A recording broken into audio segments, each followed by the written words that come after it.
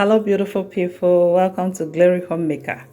In today's recipe, we'll be blending meat in our blender. Here I have the beef.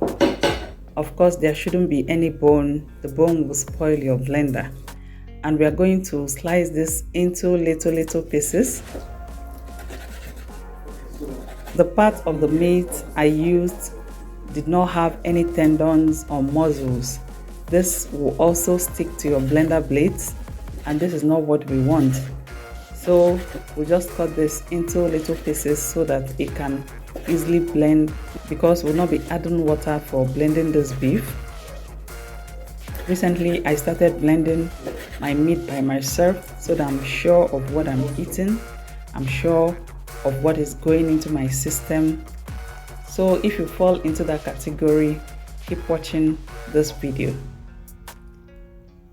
At Glory Homemaker, we give you value for your time. Please subscribe to my channel. Please also like and share my videos. That way you get amazing content like this.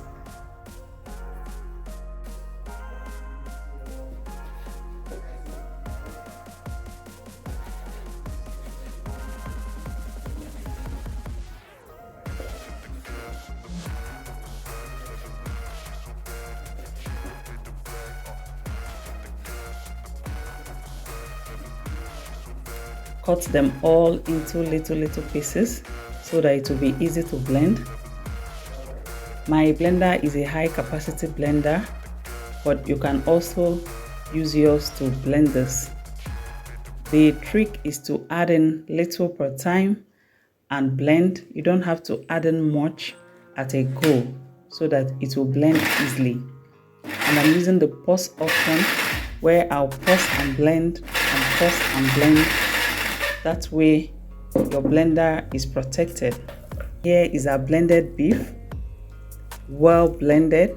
You can use this for your meat pies, your meatballs, your meat wraps, or any recipe that requires for you to blend meat. If you don't have the meat shopper at home, your blender is another option for this. And I've also been asked, how do I wash my blender after blending the meat? I'll add in water, and I'll add in a teaspoon of baking soda. This is baking soda and not baking powder. And I'll add in drops of washing liquid, and we're going to roll this. This way your blender is sanitized. You roll it for about 30 seconds and you rinse it off with water, and your blender is as good as new. Thank you for watching, and see you in my next video.